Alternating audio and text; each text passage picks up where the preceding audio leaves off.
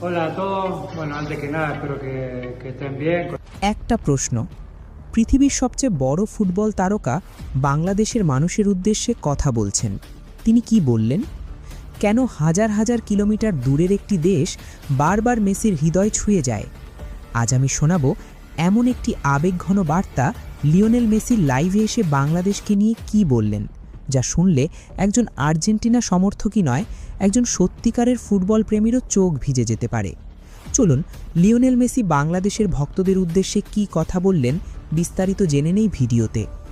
পৃথিবীর অসংখ্য দেশের মানুষের ভালোবাসা পেয়েছি আমি, কিন্তু বাংলাদেশ থেকে যে আবেগ, ভালোবাসা আর সমর্থন পেয়েছি তা সত্যিই আমার হৃদয় ছুঁয়ে যায়। সত্যি অপরিকল্পনীয় মেসির মুখের ভাষা।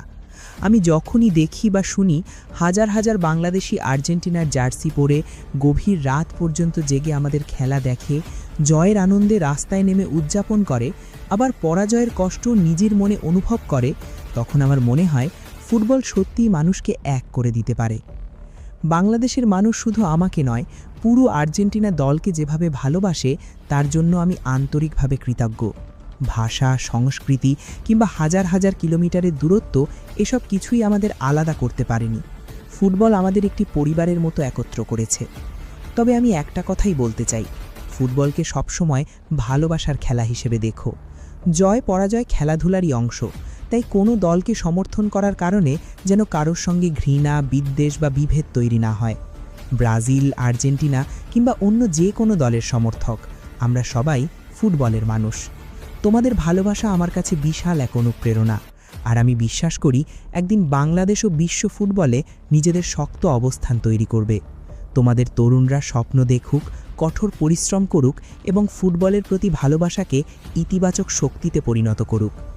ফুটবল শুধু একটি খেলা নয়, এটি কোটি কোটি মানুষের আবেগ, ভালোবাসা আর একতার প্রতীক। তো চলুন দর্শক, এ বিষয়ে আরও বিস্তারিত দেখে নেই প্রতিবেদনের বাকি অংশে। বিশ্বকাপে নতুন করে বাংলাদেশকে চিনেছে পুরো বিশ্ব। ফুটবলের প্রতি ভালোবাসা চেনাতে বাধ্য করেছে বিশ্ববাসীকে। নতুন মাত্রা দিয়েছে দেশের মানুষের আর্জেন্টিনা প্রীতি।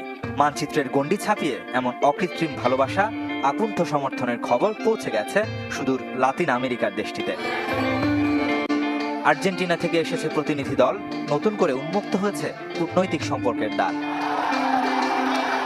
বিভিন্ন সময়ে কোচ, ফুটবলার থেকে শুরু করে আর্জেন্টিনা ফুটবল অ্যাসোসিয়েশনের প্রশংসায় ভেসেছে বাংলাদেশ।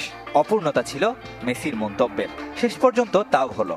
ফ্রেঞ্চ সংবাদ মাধ্যম ওলেকে দেয়া সাক্ষাৎকারে খুদে জাদুকর বলেছেন, লাল সবুজের মাঝে আকাশ নীল রঙের ছটায় কতটা বিমোহিত হয়েছেন।